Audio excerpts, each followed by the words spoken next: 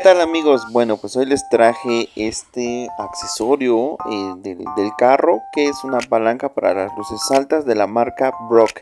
Bueno, pues el chiste era que los eléctricos me decían que revisara el cablerío, pero al final de cuentas yo descubrí que era la palanca, ¿no? Cada que pasaba un tope, pues prendía y apagaba las luces altas y bueno, no hacía los cambios. Ok, y bueno, pues es muy fácil quitársela y muy fácil desconectarla, y obviamente para ponérselo también es muy fácil amigos. El costo está en 180 pesos amigos, de verdad, si ustedes lo pueden hacer, háganlo ustedes mismos, es muy fácil y se resolvió mi problema de las luces altas, del parpadeo.